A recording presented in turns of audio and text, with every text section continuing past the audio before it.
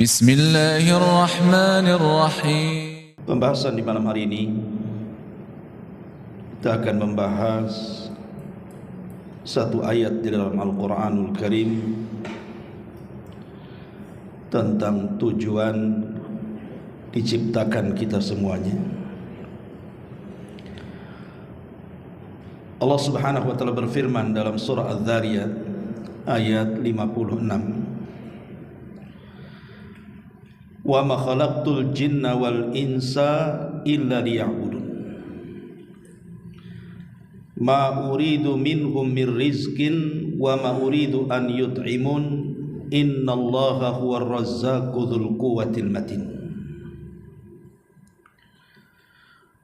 Allah Subhanahu wa taala berfirman, dan aku tidak menciptakan jin ataupun manusia melainkan supaya mereka beribadah atau mengabdi kepadaku. Aku tidak hendak rizki sedikit pun dari mereka, dan aku pun tidak berkehendak supaya mereka memberi makan kepadaku. Sesungguhnya Allah Subhanahu wa taala dialah Maha Pemberi rizki yang mempunyai kekuatan lagi sangat kokoh. Ma'asyiral muslimin wal muslimat rahimani wa rahimakumullah. Ayat ini menjelaskan kepada kita tentang tujuan diciptakan kita semuanya, bahwa tidaklah Allah menciptakan kita kecuali diperintahkan untuk beribadah kepada Allah. Karenanya Nabi SAW dan para nabi sebelumnya diutus oleh Allah Subhanahu wa taala untuk mewujudkan kenapa Allah Subhanahu wa taala menciptakan kita.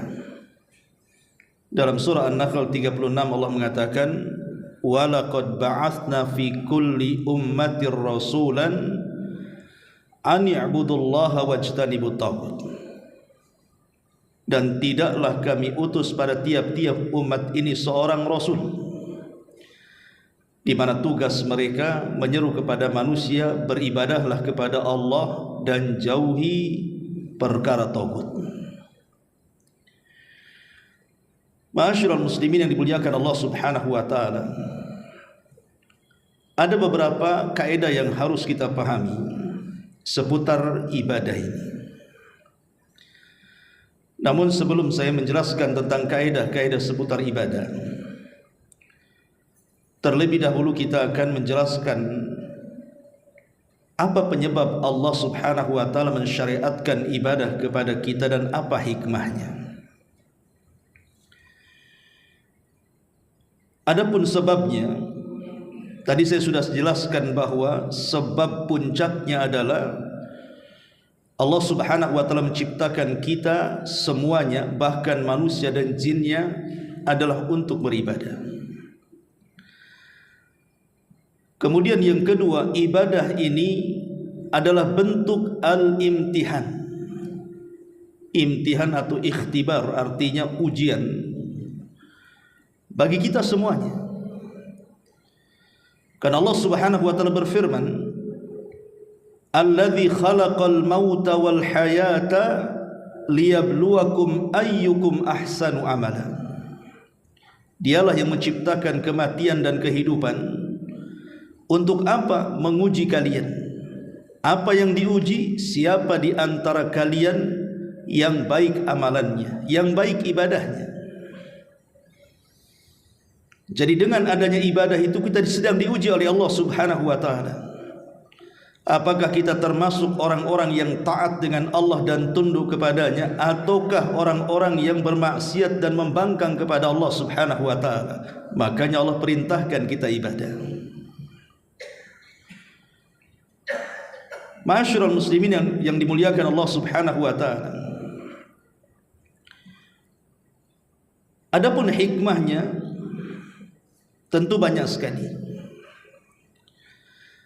Pertama, dengan adanya ibadah ini kita bisa tenang hati. Jadi hati kita ini bisa tenang dengan adanya ibadah.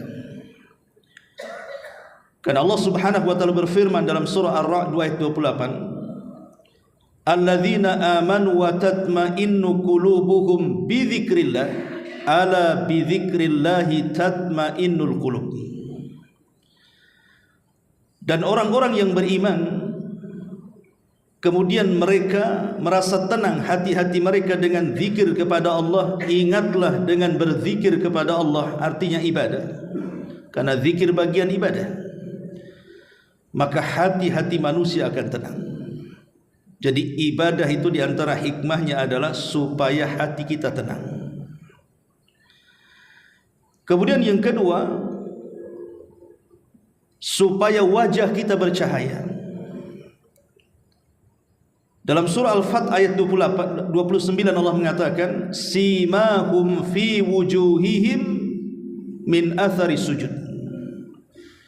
Tanda mereka ada pada wajah-wajah mereka dari bekas-bekas sujud mereka.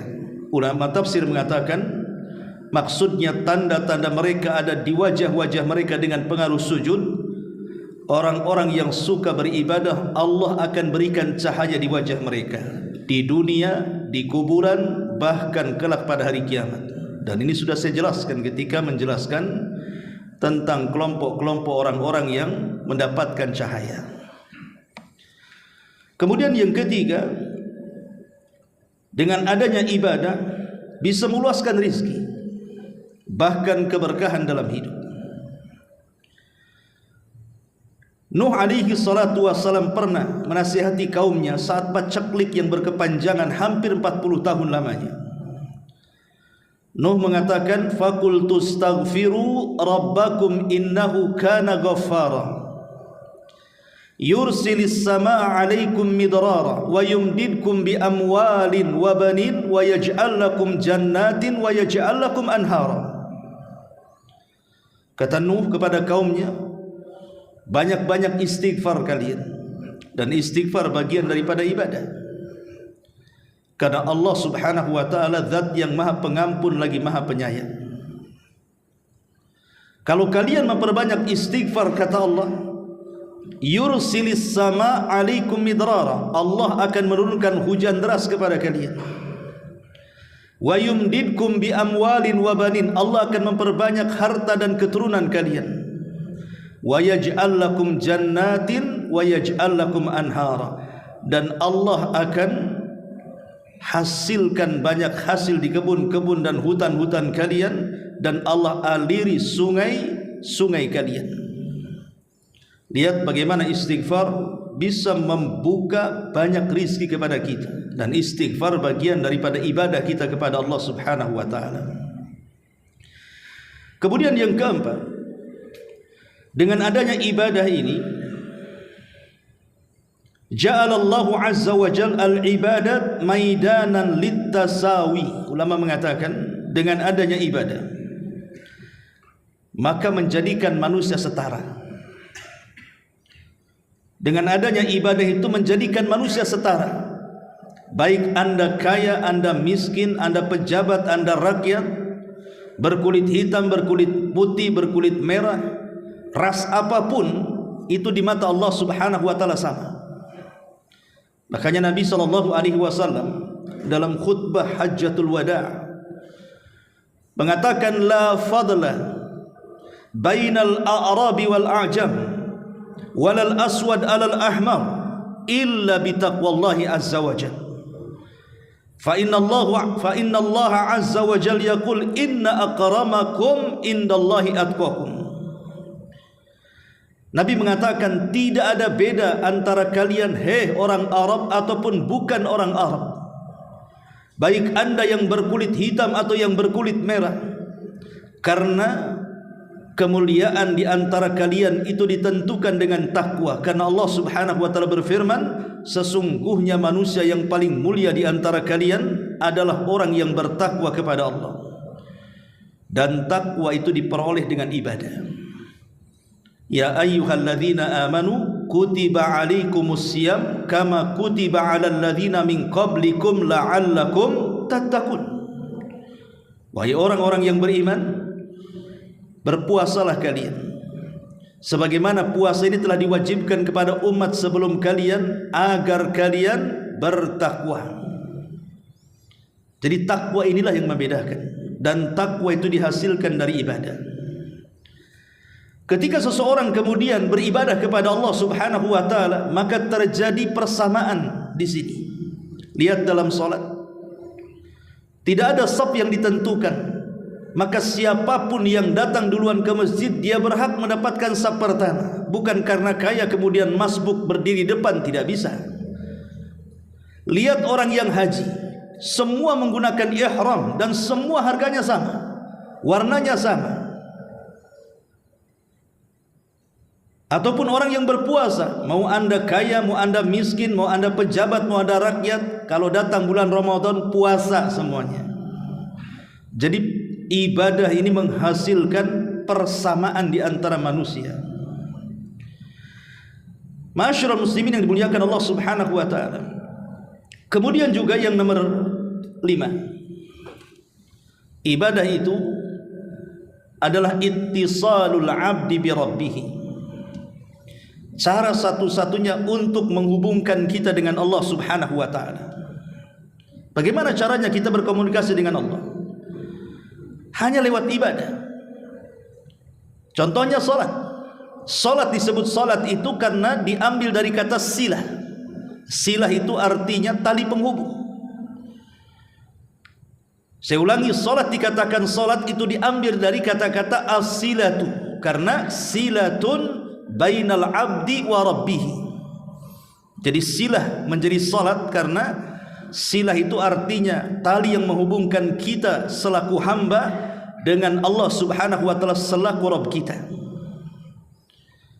Maka dengan ibadah kita bisa berkomunikasi dengan Allah Subhanahu wa taala. Ketika dalam salat kita membaca surah Al-Fatihah, disitulah komunikasinya. Karena ketika kita membaca alhamdulillahirabbil alamin, apa jawaban Allah? Hamidani abdi, hambaku sedang memujiku. Kalau kita membaca Ar-Rahman Ar-Rahim, maka Allah jawab athna alayya abdi, hambaku sedang memuja-muja aku. Dan apabila kita katakan maliki yaumiddin, Allah jawab, Allah lihatlah hambaku majjadani abdi, dia sedang membesar-besarkan aku. Jadi salat itu komunikasi. Makanya dulu pernah saya jelaskan tentang pertemuan kita dengan Allah itu di 4 tempat. 2 di dunia dan 2 di akhirat. Yang 2 di dunia saat kita salat, itulah komunikasi dengan kita dengan Allah. Kita sedang berjumpa dengan Allah, dan itu ternaskan dalam Al-Quran. Ketika Allah Subhanahu wa taala berfirman, salat itulah kabiratun illa alal khashiin, sungguh berat kecuali bagi orang yang khusyuk. Allah tafsirkan siapa orang yang khusyuk itu? Alladzina yadhunnuna annahum mulaqu rabbihim, orang-orang yang yakin dalam hatinya dia sedang berhadap-hadapan dengan Rabbnya. Maka ini yang kelima, bahwa ibadah itu menyambungkan kita dengan Allah Subhanahu wa taala.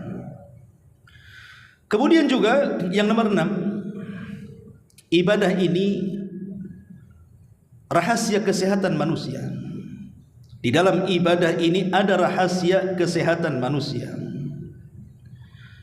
dan bisa melancarkan aliran-aliran darah dalam tubuh manusia. Contohnya umpamanya kita lihat ketika seseorang membaca Quran, ketika seseorang berzikir, itu disebut harakatul fam. Jadi lidah ataupun lisan sedang bergerak, dan itu olahraga lisan. Kemudian juga contohnya seseorang beribadah dalam hati, hudurul qalbi, menghadirkan hatinya, baik ikhlas, tawakal dan yang semacamnya, itu akan menghasilkan hati yang baik. Dan kita tahu bahwa baik dan tidaknya anggota badan kita dari atas kepala sampai kaki itu ditentukan dengan hati. Kalau hatinya tenang, hatinya baik, maka semua anggota badannya akan baik. Tapi kalau hatinya susah, hatinya rungsep, hatinya tidak baik, maka akan mempengaruhi seluruh badannya. Dan kebaikan hati itu ada pada ibadah. dengan zikir tenang hati, dengan salat hati kita terpaut dengan Allah Subhanahu wa taala. Ataupun puasa, tanya para dokter tentang bagaimana faedah puasa, luar biasa. Makanya hampir semua agama mensyariatkan puasa. Karena bukan hanya bicara soal pahala di balik puasa, tapi lebih daripada itu ada kesehatan di situ. Sebutkan ibadah apa saja, pasti ada mengandung kesehatan di dalamnya. Maka ini diantara faedah ibadah. Kemudian yang selanjutnya, dengan adanya ibadah kita dilatih kedisiplinan sebenarnya, supaya kita tidak menjadi malas. Makanya kenapa Nabi SAW ketika menjelaskan bahwa setan itu setiap malam mengikat tengkuk anak Adam itu 3 ikatan. Maka 3 ikatan tidak mungkin dilepas kecuali dengan 3 ibadah. Pertama, ketika bangun dia berzikir kepada Allah, lepaslah 1 ikatan. Kedua, ketika setelah berzikir dia berwudu karena Allah Subhanahu wa taala, lepaslah 2 ikatan. Setelah itu kemudian dia melaksanakan salat, maka 3-tiganya akan lepas. Ketika 3-tiganya lepas, apa kata Rasul? Di pagi harinya jiwanya akan baik dan dia memiliki kesemangatan hidup. Thayyibun nafsi nasyatun, kata Rasul. Hatinya baik dan dia pun bergairah hidupnya. Menunjukkan bahwa timbullah gairah hidup, kedisiplinan.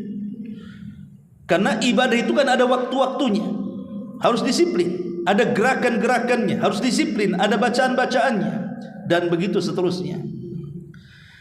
Kemudian juga ibadah ini melahirkan akhlak. Rukun Islam yang 5 itu saja, belum cerita yang lainnya, itu sudah melahirkan akhlak kepada kita. Contoh salat. Allah mengatakan innas salata tanha 'anil fahsya'i wal munkar. Salat itu mencegah perbuatan keji dan kemungkaran. Contoh haji. Nabi SAW mengatakan, man hajjal baita walam yarfus walam yafsuk raja'a ka yaumin waladathu ummuh. Siapa yang haji karena Allah, dia tidak melakukan kefasikan, dia tidak mengucapkan kemungkaran, maka pulang dari haji seperti anak yang baru dilahirkan orang tuanya tanpa dosa. Lihat puasa. Ketika Nabi SAW mengatakan kalau anda sedang berpuasa, kemudian ada orang yang mengajak bertengkar dengan anda, apa kata Rasul? Fakulum ru'un inni sa'imun. Katakan saya sedang berpuasa. Menghindari akhlak yang tidak baik. Ataupun zakat, khud min amwalihim sadaqatan tutahhiruhum wa tuzakkihim biha.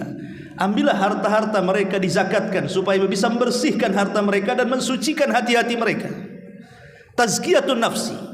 Zakat itu untuk mentazkiyah diri, dan itu bagian daripada akhlak. Jadi intinya bahwa ibadah itu melahirkan akhlak. Dan banyak lagi. Ma'asyiral muslimin yang dimuliakan Allah Azza wa Jalla. Baik, kita masuk pada kaidah-kaidah ibadah. Pertama, hakikat ibadah itu adalah apa yang Allah cintai dan Allah ridhai. Dan ini terkandung dalam definisi ibadah yang disebutkan Syekhul Islam Ibn Taimiyah. Kata Ibnu Taimiyah rahimahullahu taala ketika mendefinisikan apa sih ibadah itu, maka beliau mengatakan ibadah itu adalah ismun jami'un likulli ma yuhibbuhullahu wa yardahu minal aqwali wal a'mali adh-dhahirati wal batinati.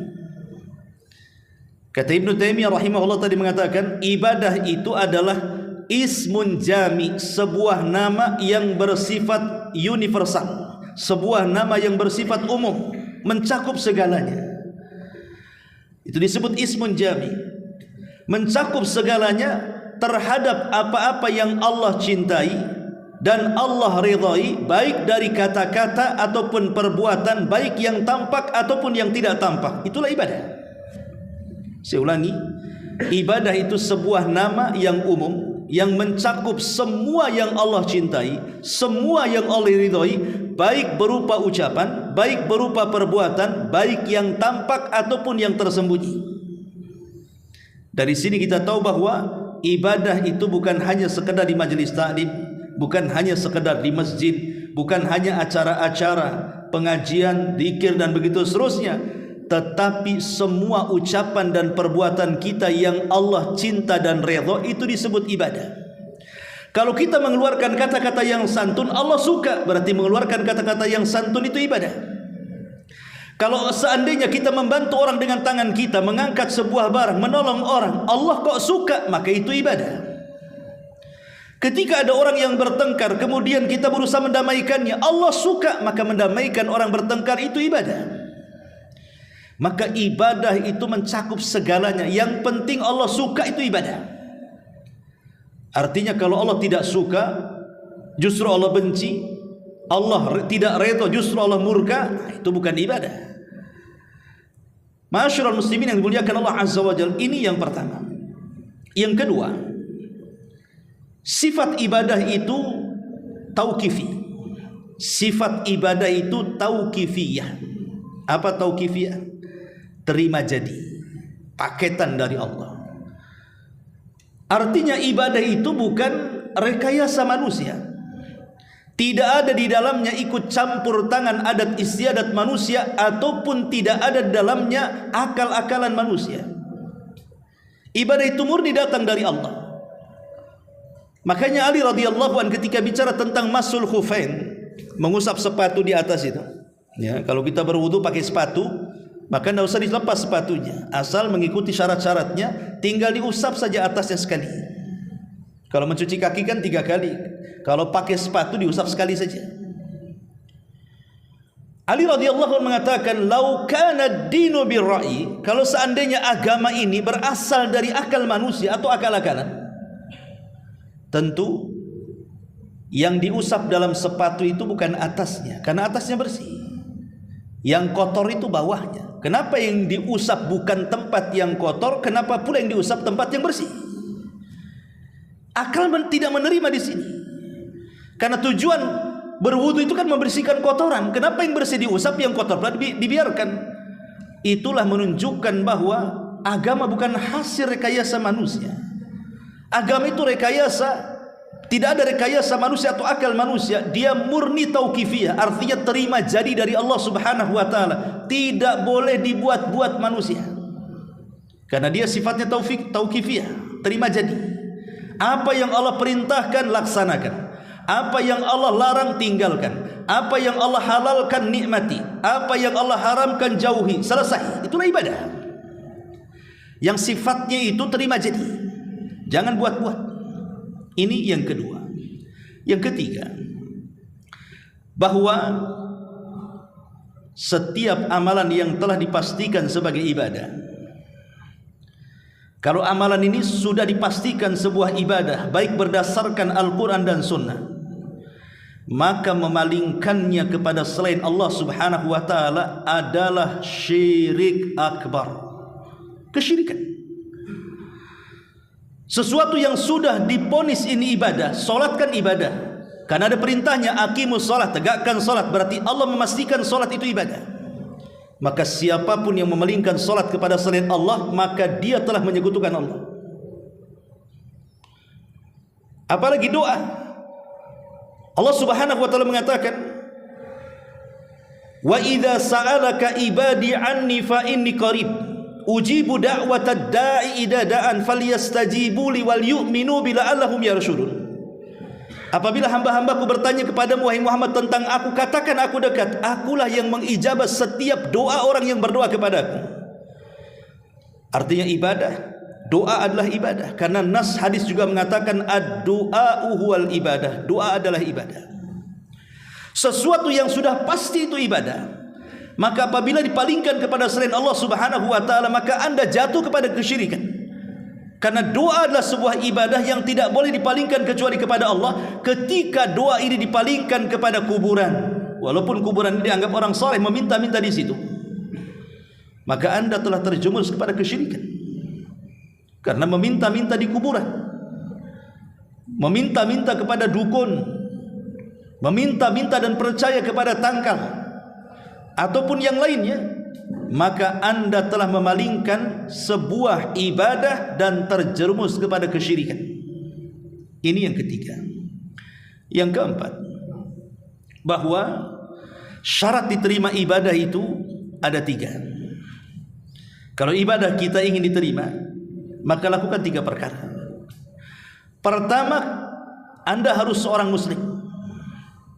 Kalau seorang muslim beribadah, pasti diterima. Tapi kalau Anda orang kafir, pasti ditolak. Karena Allah Subhanahu wa taala mengatakan, a'maluhum karamadin istaddat bihir rih. Amal orang-orang kafir pada hari kiamat seperti debu yang ditumpuk kemudian dihempas angin sampai habis. Amal mereka tidak ada guna. Sebaik apapun mereka di dunia, balasannya di dunia saja. Di akhirat mereka tidak ada bagian sedikit pun. Karena syarat diterima ibadah itu harus orang muslim. Yang kedua, harus ikhlas. Walaupun ada seorang muslim, tapi kalau tidak ikhlas karena Allah Subhanahu wa taala, percuma. Ketika Anda beribadah karena manusia riya, ingin dipuji manusia, ingin didengar manusia, takabur di hadapan manusia, maka ibadahnya ditolak. Ana aghna syuraka 'ani syirki man 'amila 'amalan asyraka bi ma'i taraktuhu wa syirkahu. Akulah zat yang paling kaya dari seluruh sekutu-sekutuku, maka siapa yang beramal saleh menyekutukan aku di dalamnya, aku tinggalkan kesyirikan dan para pelakunya. Ini Allah berfirman hadis qudsi. Artinya bahwa siapapun yang memalingkan ibadah karena manusia, karena pujian dan begitu seterusnya, maka ditolak ibadahnya. Karena harus ikhlas karena Allah Subhanahu wa taala.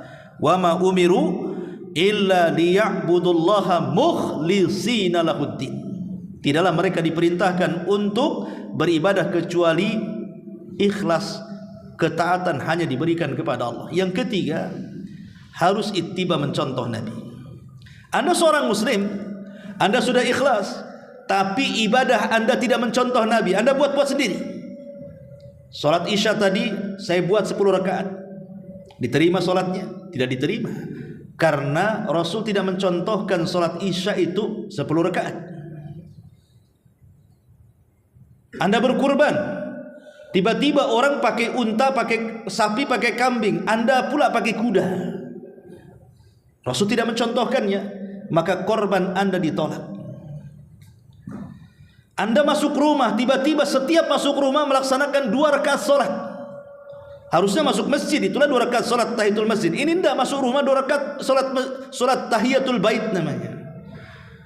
Diterima salatnya? Tidak diterima karena Rasul tidak mencontohkannya. Atau Anda kemudian menyembelih kurban sebelum salat Id, diterima ibadahnya? Tidak, walaupun itu adalah hari Idul Adha, karena waktunya sudah ditentukan setelah salat Id baru diterima. Kalau sebelum salat Id disembelih, itu bukan kurban namanya, hanya penyembelihan biasa, karena tidak mencontoh Nabi SAW. Jadi ibadah ini harus mencontoh Nabi SAW. Pertama, dalam bilangan. Kalau Rasul sudah menyebutkan bilangan, maka jangan membuat bilangan baru. Maghrib 3 rakaat, jangan pula ditambah menjadi 4 rakaat. Wudu 3 kali 3 kali, jangan ditambah jadi 4 kali 4 kali 5 kali 5 kali. Karena Rasul yang mengatakan faman zada faqad asaa wa zalama. Barang siapa yang menambah dalam basuhan wudu lebih daripada 3, dia telah berbuat jahat dan zalim. Karena Rasul tidak mencontohkannya. Atau dalam masalah sebab, pamannya sebab masuk masjid salat betul, tapi sebab masuk rumah